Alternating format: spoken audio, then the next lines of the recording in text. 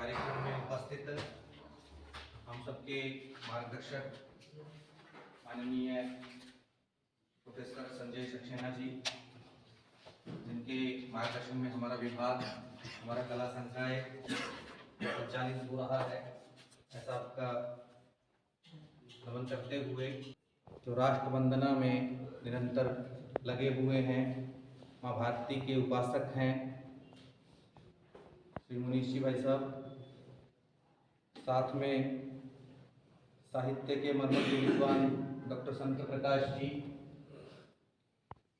Doctor Anjani जी, एवं 7 दिन से जो यह महायज्ञ चल रहा है उस महायज्ञ के जो सूत्रधार हैं ऐसे बड़े भाई डॉक्टर तेज प्रकाश जी, जो 7 दिन से निरंतर इस यज्ञ में आप सभी उसके साक्षी हैं। विभिन्न ऋषियों की आहुतियाँ इस यज्ञ में डली हैं, जिसका आज यह समापन सत्र आप सभी के समक्ष है। इसी में सबसे पहले तो आप सभी को साधुवाद कि आप सभी स्वयंसेवकों ने बड़ी निष्ठा के साथ में इस महायज्ञ को पूर्ण किया है। और जिन बच्चों ने स्तुति वंदना की, माँ सरस्वती की वंदना, बहुत ही सुंदर आयोजन, बहुत ही सुंदर प्रस्तुति, उसके लिए आप सभी को बधाई और शुभकामनाएं। तो नशा मुक्त भारत किस प्रकार से हो, इसके लिए कुछ बातें मैं आप सभी के सामने रखूंगा कि जो यह हमारा मानव जीवन है बड़ा ही कठिनाई से प्राप्त होने वाला है।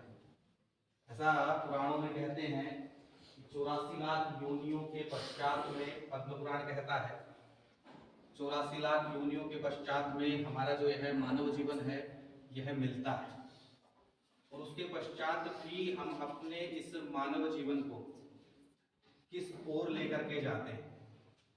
तो जो मैंने पहली पंक्ति कही जिसपे सबने आक्षेप उठाया, जो आज का विषय भी है कि नशा हो तो किसका हो, भक्ति का नशा हो या सांसारिक पदार्थों का नशा हो। इसलिए हमारा दिशा किस ओर होना चाहिए। जब हम बात करते हैं, प्रत्येक मनुष्य जब इस जीवन में आता है तो सुख और दुख दोनों का अनुभव करता है। सुख में तो कोई कुछ प्रयत्न नहीं करना पड़ता, लेकिन दुख में सब परेशान हो जाते हैं। तब विभिन्न लोगों की संगतियां, विभिन्न लोगों का पर्यावरण, वो सब उनको प्रभावित करता है।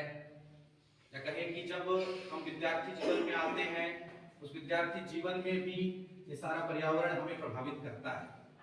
तो उस दौरान हम किसी कारण से, संगति के कारण, परिवेश के कारण, कुछ ऐसे व्यसनों पर हम लिप्त हो जाते हैं जिसमें छुटकारा बहुत मुश्किल हो जाता है। संभव तो कुछ नहीं है। व्यसन मतलब जो एक बार लत लग जाती है, जिससे छूटना मुश्किल हो जाए। ऐसे 7 व्यसन बताए गए। द्यूत मास सुराविश्या, आखेट चोर्य परांगना, महापापानि सप्तेति, व्यसनानि त्यजेत बुधे। 7 प्रकार के व्यसन बतलाए गए हैं। उस 7 प्रकारों के व्यसनों में इसमें कहता है जुआ खेलना, मांस सेवन करना, मदिरा पीना, वेश्या सेवन, शिकार खेलना, चोरी करना, परस्त्री समागम, ये सब व्यसनों के अंतर्गत आते हैं। और उसमें सबसे जो कहेंगे जो विद्यार्थी जीवन को प्रभावित करता है वो है नशा। ये नशा ही शास्त्रों में कहा गया है। जो नशा हम करते हैं शराब इत्यादि के माध्यम से, ये इतने गंदे पदार्थ हैं, ये ऐसे गंदे पदार्थ हैं, सबसे पहले तो ये सड़ा करके बनाए जाते हैं। सात्विक पदार्थ नहीं है, सत्वता की अनुभूति इनसे नहीं होती है। सात्विक पदार्थ ऋषि मुनि जो बतलाते हैं, जो कंद मूल फल इत्यादि है, बल्कि ये फल गला सड़ा करके ये मदिरा, ये शराब इत्यादि बनाई जाती है।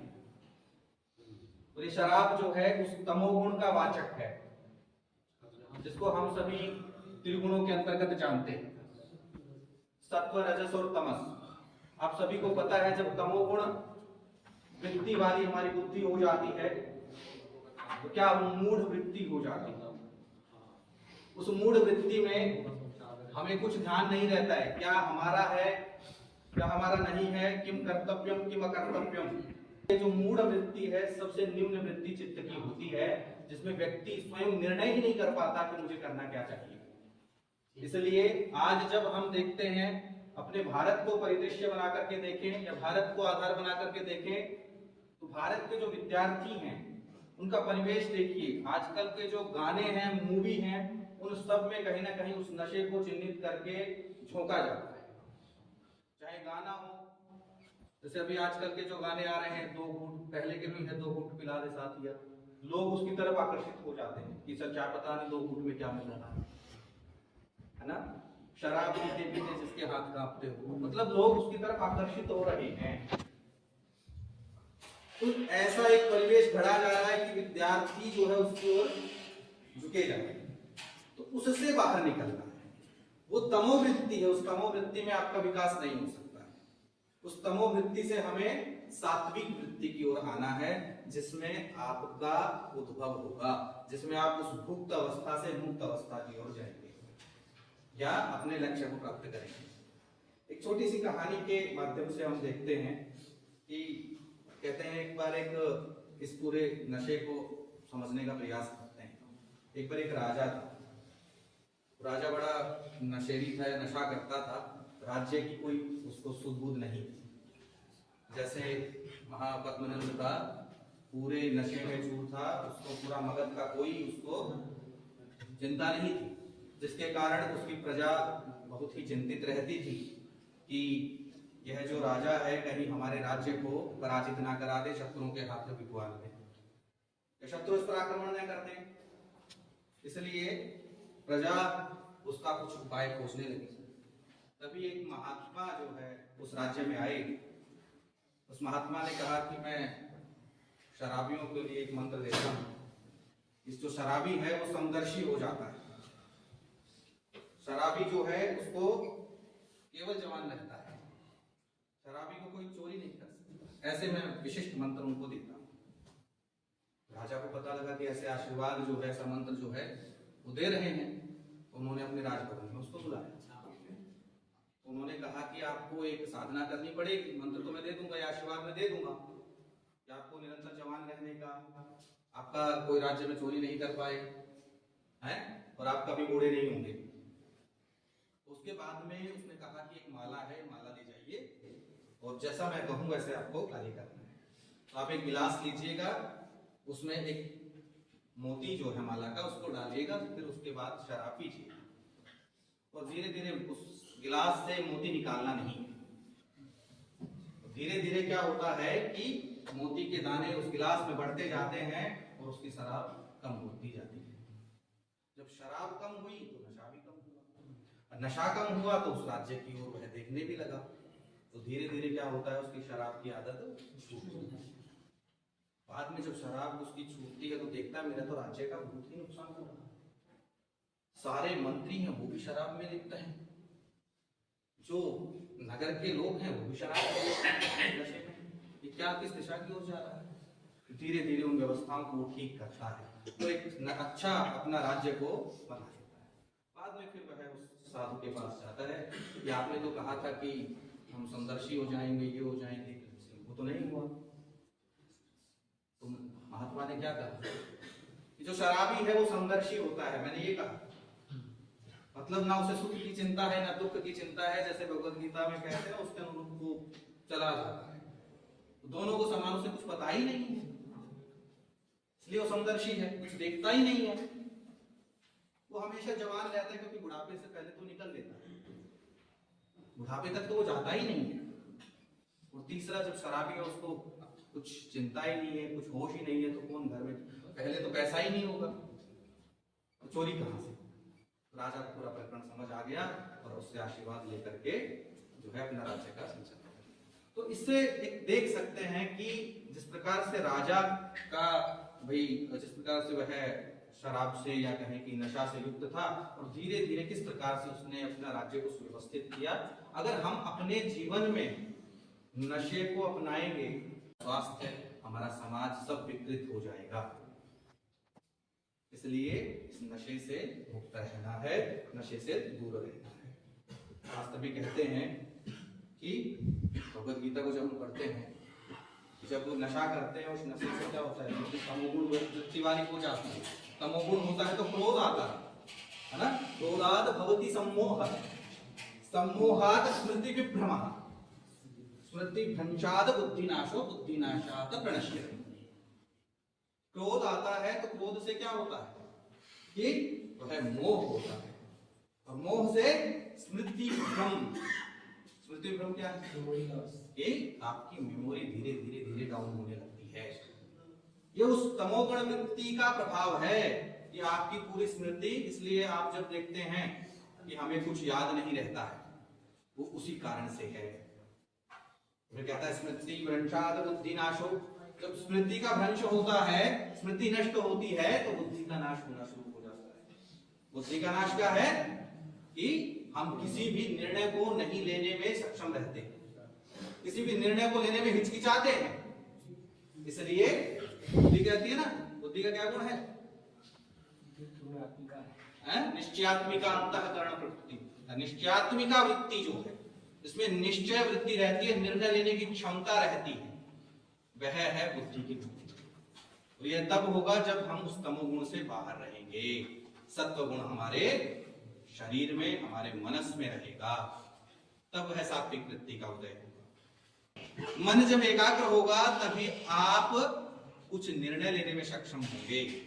लेकिन सबसे बड़ा कारण तो हमारा मन ही है, मन ही डोलायमान रहता है, संकल्प विकल्प उसमें चलते रहते हैं कि हमें क्या करना चाहिए क्या नहीं करना चाहिए। संकल्प विकल्पात्मकम तु मनः, ऐसा कहते रहते हैं। तो इस मन को कैसे हम एकाग्र करें, तो ऐसा एक संदर्भ मैं देता हूं। योग सूत्र के अंतर्गत, योग शास्त्र के अंतर्गत उल्लेख आता है कि तपः स्वाध्याय ईश्वर प्रणिधानानि क्रियायोग, है ना।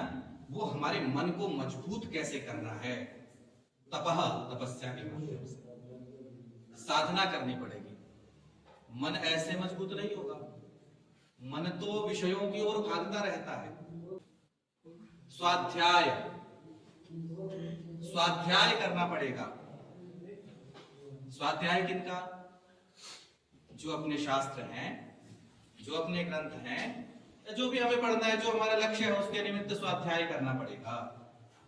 तपः स्वाध्याय ईश्वर प्रणिधानानि, हम जो भी कर्म करें वो ईश्वर को समर्पित करते हुए करें, क्योंकि ईश्वर ने ही हमें यह मानव जीवन दिया है, और मानव जीवन ही है जिसमें हम अपने इस आत्म तत्व को मुक्त कर सकते हैं। अन्य कोई ऐसा जीवन नहीं है 84 लाख योनियों में जिसमें मुक्ति मिलती हो।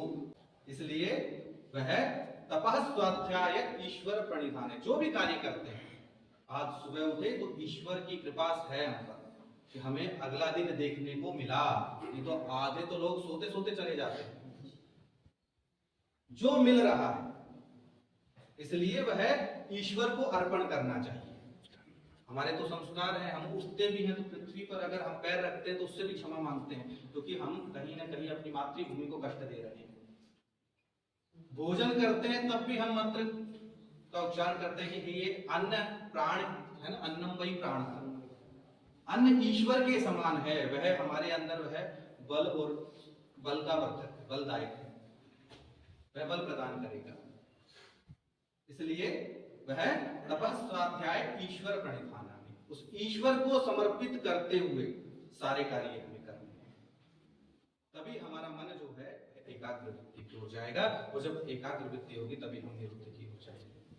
अंत में 2-3 पंक्तियों में जो मैंने पहली लाइन बोली थी, अगर नशा ही करना है तो भक्ति का नशा करिए, नशा ही करना है तो समाज सेवा का नशा करिए, इतने सत्कार्य हैं। पढ़ने का नशा करिए, पढ़ने में भी एक अलग नशा होता है, जिसको आदत लग जाती है वही जानता है।